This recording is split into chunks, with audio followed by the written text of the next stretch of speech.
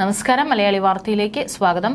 Ration മണ്ണെണ്ണ കൃത്യസമയത്ത് ഉപയോഗിക്കാതെ കേരളം പാഴാക്കിയതിനാൽ മണ്ണെണ്ണ വിഹിതം പതിവിലുമേറെ വെട്ടിക്കുറച്ചു.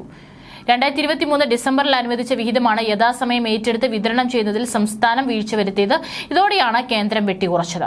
ഇപ്പോൾ ലഭിച്ച മണ്ണെണ്ണ മുൻഗണന വിഭാഗത്തിലെ മഞ്ഞ, പിങ്ക് കാർഡ് ഉടമകൾക്ക് 3 മാസത്തിലൊരിക്കൽ 1/4 ലിറ്റർ വീതം നൽകാനേ തികയൂ.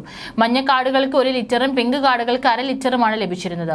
വിഹിതം കുറഞ്ഞതോടെ മണ്ണെണ്ണ വിതരണത്തിന് എടുക്കാൻ കഴിയില്ലെന്ന് കാണിച്ച് റേഷൻ കടയുടമകളുടെ സംഘടനകൾ പൊതുവിതരണ വകുപ്പിന് കത്ത് നൽകി.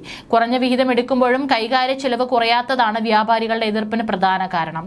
ഏപ്രിൽ മുതൽ ജൂൺ വരെയുള്ള കാലയളവിലെ വിഹിതത്തിൽ 1164 കിലോ ലിറ്ററിനെ കുറവാണ് വരുത്തിയതെന്നും കേന്ദ്ര പെട്രോളിയം മന്ത്രാലയം സംസ്ഥാന ഭക്ഷ്യ പൊതുവിതരണ വകുപ്പിന് അയച്ച കത്തിൽ വ്യക്തമാക്കി. മുൻ വർഷം 1944 കിലോ ലിറ്ററായിരുന്നു ത്രൈമാസ വിഹിതം.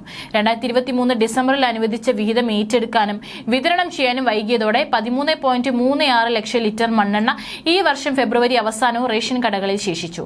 60,000 ലിറ്റർ വിതരണം ചെയ്യാതെ പാഴാക്കിയ ഇടുക്കിയാണ് മുൻപന്തിയിൽ. ജില്ലയിലെ പ്രധാന ഡീലറായ സപ്ലൈകോ 36,000 ലിറ്ററും ഒരു എണ്ണ കമ്പനി ഡീലർ 24,000 ലിറ്ററും ഏറ്റെടുത്തില്ല. മണ്ണെണ്ണ ഉപഭോഗം കുറയ്ക്കുന്നതിന്റെ ഭാഗമായി എല്ലാ വർഷവും വിഹിതം കുറയ്ക്കും. മുൻ വർഷത്തെ വിറ്റഴിക്കൽ കൂടി കണക്കിലെടുത്ത് ഇത് നിശ്ചയിക്കുന്നത്. റേഷൻ വ്യാപാരികൾ നിസ്സഹകരിക്കുമെന്നതായതോടെ തെരഞ്ഞെടുത്ത കടകളിലൂടെ മണ്ണെണ്ണ വിതരണം നടത്താനാണ് പൊതുവിതരണ വകുപ്പിന്റെ ശ്രമം. അതേസമയം റേഷൻ വിതരണത്തിൽ നിന്ന് IT മിഷനെ ഒഴിവാക്കുന്നത് സംബന്ധിച്ച് മുഖ്യമന്ത്രി പിണറായി വിജയൻ തീരുമാനമെടുക്കും. സംസ്ഥാനത്തെ റേഷൻ വിതരണത്തിൽ സാങ്കേതിക സേവനം നൽകുന്നതിൽ നിന്ന് സംസ്ഥാന IT മിഷനെ ഒഴിവാക്കാൻ പൊതുവിതരണ വകുപ്പ് തീരുമാനിച്ചിരുന്നു.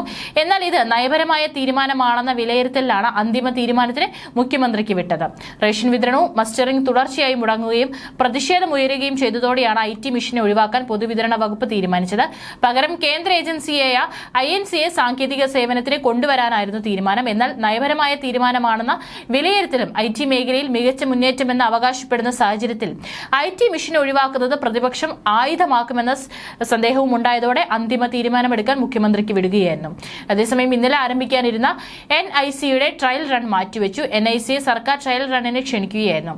തുടർന്ന് ഇന്നലെ ട്രയൽ റൺ തുടങ്ങുമെന്ന് സിവിൽ സപ്ലൈസ് കമ്മീഷണറും അറിയിച്ചിരുന്നു.